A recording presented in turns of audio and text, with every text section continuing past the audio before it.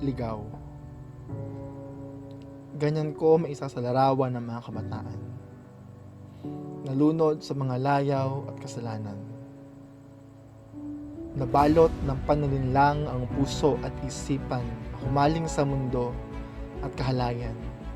Minsan rin tayo naging ganito. Naakit sa mga bagay na parang hindi mapanakit. Subalit, sa dulo pala nito ay pagkabigo at pasakit, pagkadurog at pagkasawi. Hindi natin alam kung saan uuwi. Lumaya sa tahanang tanging lugar kung saan tanggap ka. Hindi na alam kung saan pupunta kaya nagpasya na. Buhay ay tapusin na.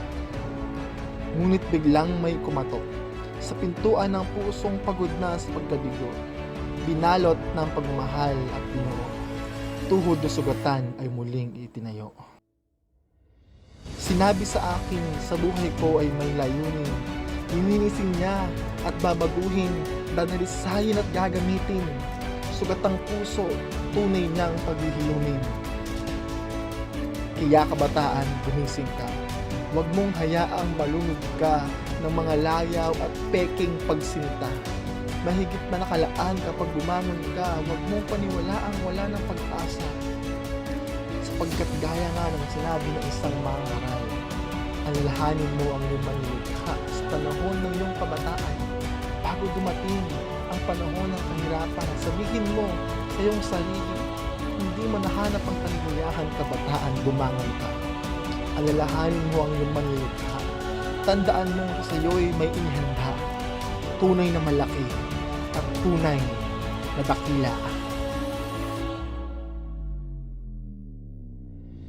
I will remember my Creator. I will remember my Creator. I will remember my Creator. I will remember my Creator. I will remember my Creator. I will remember my Creator. I will Remember my Creator. Aalalahanin ko Aalalahanin ko aalalahanin ko ang aking manlilikha. Kaya kabataan, gumising ka. Huwag mong hayaang malunod ka ng mga layaw at peking pagsinta. Mahigit na nakalaan kapag bumangon ka, huwag mong paniwalaang wala ng pag-asa.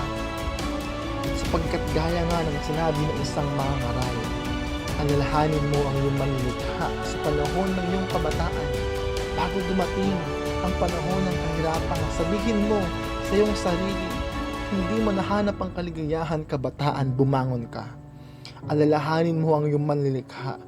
Tandaan mong sa iyo'y may inihanda, tunay na malaki at tunay na dakila.